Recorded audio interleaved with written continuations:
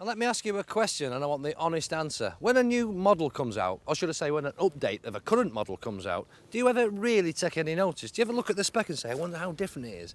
I think the honest answer is no, you don't really. I certainly don't, because I know it's going to have a few extra bits stuck on it, a few cosmetic changes, probably a new colour scheme for this year, but I think largely we tend to ignore all the spec on new models.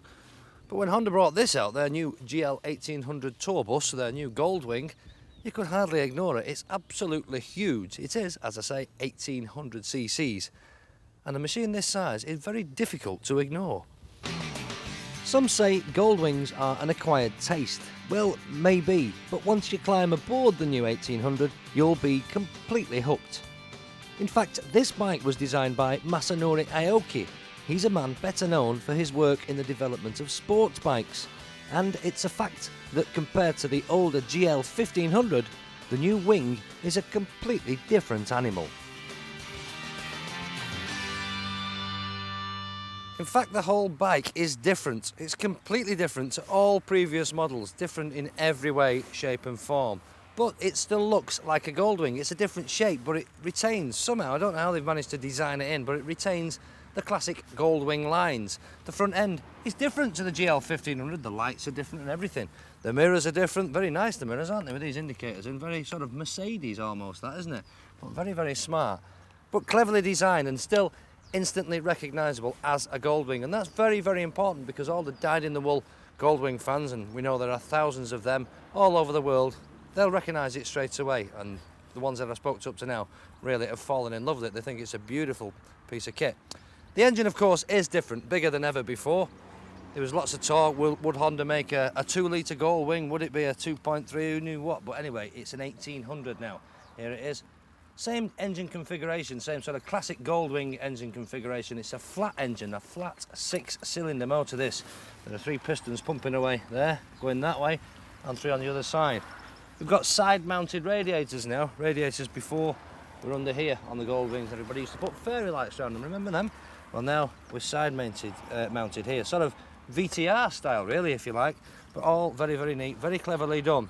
Fuel injected now, of course, the motor, so super smooth power delivery and very, very efficient power delivery as well.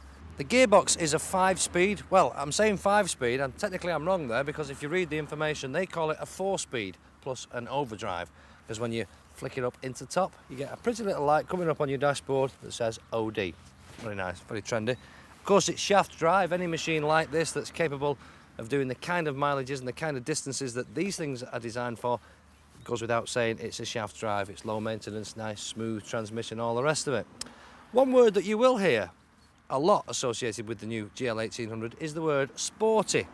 And one of the reasons is because of the frame. It's a brand new frame. It's a twin spar alloy frame. The sort of frame, I mean, look at that there. It's sport bikey, isn't it? It's the sort of frame that you would associate with a more sporty bike. I'm not sure that you could call it sporty. It's certainly sportier than the GL 1500. It definitely feels a bit more nimble, a bit more sporty, if you like, than the GL 1500. But I'm not sure you could truly use the word sporty for this new Goldwing. Because after all, it's very, very big, of course, as you can see. It's very, very heavy. It weighs 800 pounds. That's the dry weight of this thing. So that's what, 1/3 of a tonne, thereabouts. So you've got yourself, you've got a pillion passenger, you've got all your luggage all loaded up, you've got, I don't know, maybe half a tonne going down the road. So how you can say that something that weighs half a tonne and is this size is sporty, I'm not really sure. But all that weight, of course, takes a fair bit of stopping, takes a lot of stopping. And Goldwings, it's fair to say, have never been famous for having fantastic brakes. They've never had brilliant brakes, they've always worked, but they're definitely better on this. They've improved the brakes. You can't really see much because I've got these nice fancy chrome covers over the calipers, over the discs there. But beneath there is a caliper and a disc, and the same on the other side. 3-piston caliper there, twin discs there, a single down the back, which you'll never ever see until you take the back end apart completely. But they're very, very good. It's got a linked braking system on this, which we're all familiar now with, certainly on Hondas, which basically means, as you know, you press the front brake, it will brake a portion of the back brake, and you press the back brake pedal, and it will brake a portion of the front brake. It's all very, very technical. It's very, very clever, but essentially that's how it works. Also on this, we've got ABS. Now, the ABS on this model is on all the time. You can't switch it on and off like you can on some models.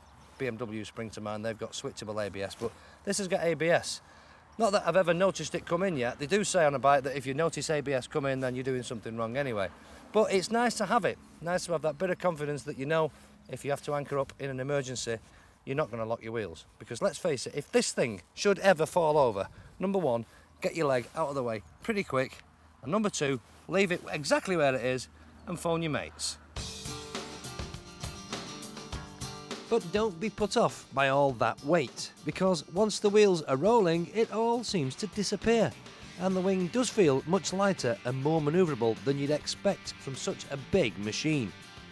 And talking about manoeuvrability,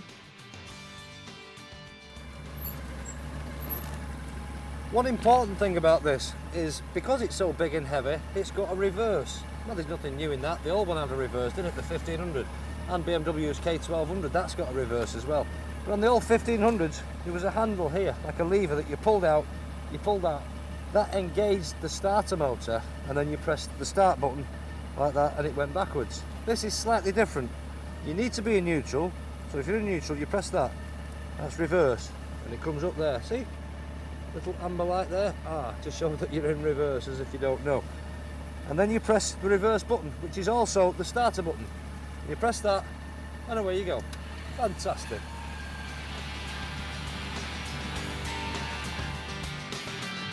Fuel consumption turned out to be very impressive. I managed just over 200 miles from a tank, getting somewhere close to 40 miles to the gallon.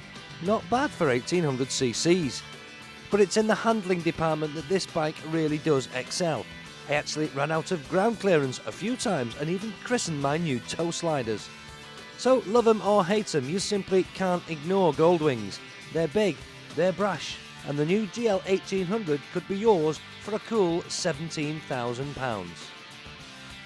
I feel like I've been talking all day already about this Goldwing. I could go on and on and on. But I've kept it very, very basic up to now with the technical things. Obviously the engine, the frame, the brakes, they're different, but I've kept it very, very basic. It's obviously a lot more involved than that. And I haven't even mentioned all of this lot yet. All the gubbins, all the bits and pieces, the pockets, the little compartments, the buttons, the radio, the suspension, the boxes at the back, the central locking on the boxes at the back, the adjustables. I could go on and on and on. In fact, I might. In fact, why don't you leave me to play for a while, come back and join me in a bit, and I shall continue my guided tour of Honda's new Goldwing. Now then, what does this one do?